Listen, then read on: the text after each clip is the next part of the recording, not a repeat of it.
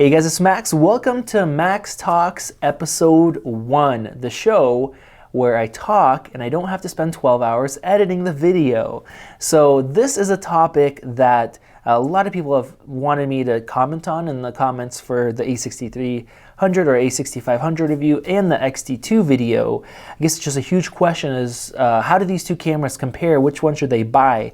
And there's just a shocking amount of people who are just looking specifically at these cameras. Of course, the 6500 is very similar to the 6300 that I'm recording with right now. And so that's what I wanted to talk about and maybe just make a video that's gonna be helpful for multiple people instead of just trying to comment and reply to tons of questions about this. I actually don't have either one of the cameras right now. The X-T2, I didn't buy one for myself and I had to send my review unit back. The 6500 I'm still waiting to get in the mail. It should be here hopefully any day now.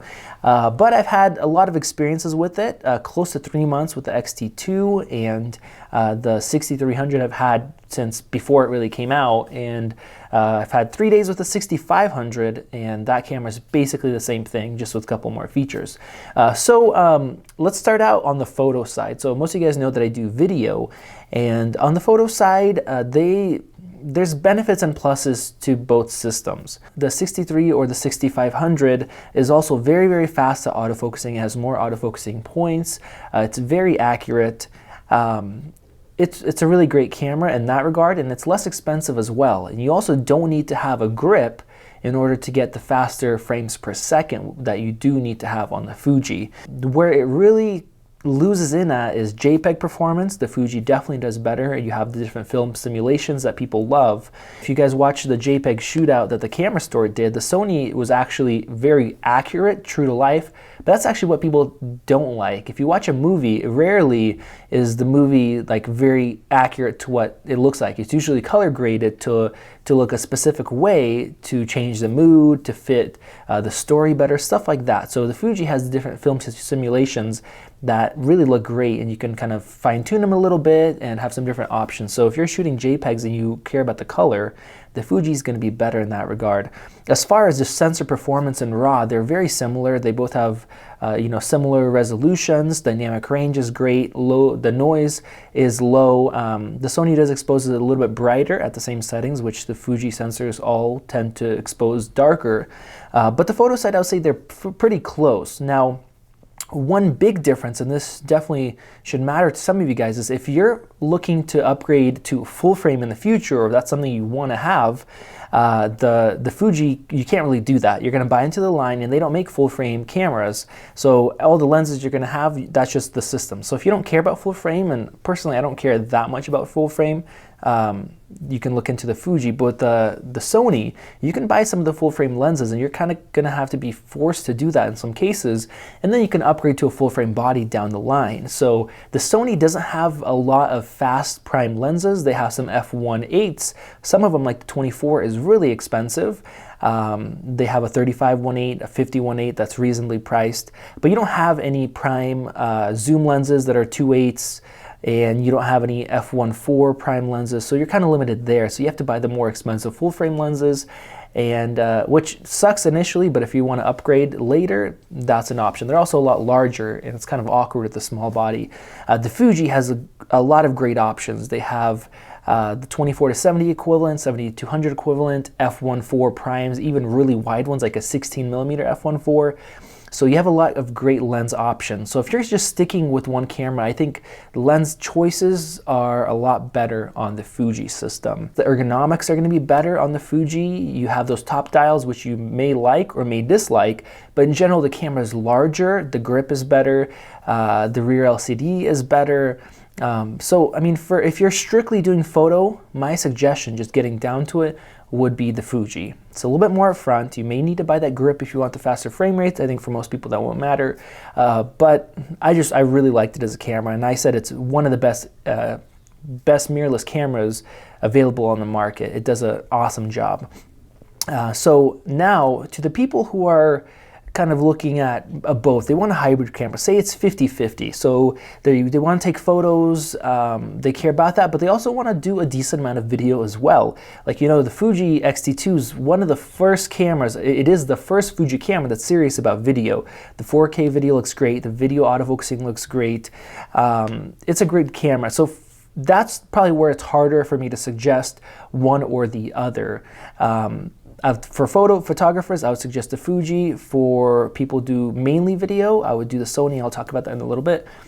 But if you're kind of in the middle, it's hard. It really is a toss-up. Once again, if you want to get something like the A7S III in the future or whatever else, obviously the Sony is going to be a better choice. And if you're coming from a different brand and you want to adapt lenses, typically, if you're doing photo, I would say better to use native lenses. But if you're coming from, like, say, a Canon and you shoot a lot of video as well, you have that option with the Sony. You can get a ComLight adapter. There's a Sigma adapter that I use that works great. So that's something else basically to consider. If you're doing a 50-50, and I think I would select the Fuji as well. The Fuji does have some video limitations, and I don't think it performs as well in the video department, but I think if you're doing 50-50 and you're not super serious about video work where it's your main thing, I would still stick with the Fuji. Now, if you do pro video like I do, this is where I would probably suggest the Sony. For a few reasons. Ergonomically, it's worse. It's harder to deal with it. The rear LCD screen is a pain if you're shooting 4K or 120 FPS, which you don't get on the Fuji, but if you have that 120 FPS option. Outside, it's almost impossible to see. You can use an external LCD display monitor, or you can use the EVF, or just learn to just use zebra stripes to set up your exposures, and using other tools which you should know how to use anyways, but it just makes it a big pain. Now, the reason I'm still sticking with it is the image is better as far as dynamic range. If you're using standard picture profiles, you do pull maybe 2 stops better dynamic range, 1 to 2 stops. It's definitely noticeable in the standard picture profiles. You also have that S-Log available internally, which is really nice to have in some specific situations where the Fuji, you have to use that externally. You have things like more tools. You can change your ISO while you're recording. That's something I really care about. I'm willing to work around some issues, I guess, that the camera does have. Small battery, like the LCD screen, the touchscreen, the 6500 isn't very good, but I'm willing to do that for the image. Now, on top of that, you have the EF adapters like the Sigma I talked about, and you can use a 18 to 35 1.4 like I'm using right now, or a 50 to 100 1.8, and you're basically getting a full frame look. You know, 24 to 70 2.8 lenses on a APS-C body, which is smaller, which is less expensive. So that's a huge thing for me. Now, on top of that, you have the built-in image stabilization. So if you're doing any sort of handheld, or you're shooting like that 50 to 100 at the long end, that really is going to help, because when you're shooting at those focal lengths, even on a tripod, you get a little bit of movement, and that IBIS can actually take that out, where you're not going to have that on the Fuji. But of course, Fuji has their own equivalent lenses. So my suggestion, if you're serious about video, that's your main thing, go with the Sony. The image is a little bit better. You have more flexibility with your picture profiles. With the dynamic range, you have less noise in the image. You have those adapters that you can use from different cameras. So wide variety of lenses. The video autofocusing is still really good. All that type of stuff like that. So the preamps, I think, are better. They're definitely better if you're going to be recording with a wireless setup like I'm using right now. This is the Rode wireless kit, which I love. I'll put a link in the description. So if you're doing photo, just to wrap it up, I would push you towards the Fuji. If you're doing a mix, half and half, and you're not really doing this, I would say, I guess, professionally, or you're not just serious about video work, I would still probably push you towards the Fuji.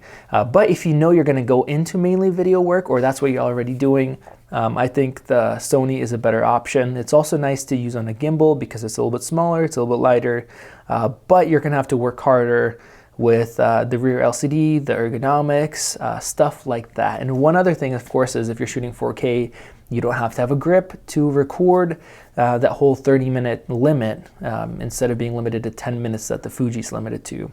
Hopefully this video has been helpful to you guys. If you guys enjoyed it, let me know. Give me a like on the video. And if you guys have any questions, you guys can ask in that comment section below. I'll do my best to get back to you. And if you have any particular questions on between these two cameras, I'll try to do that. Thank you guys for watching, for subscribing to the channel, and for supporting us on Patreon. And I'll see you in the next video.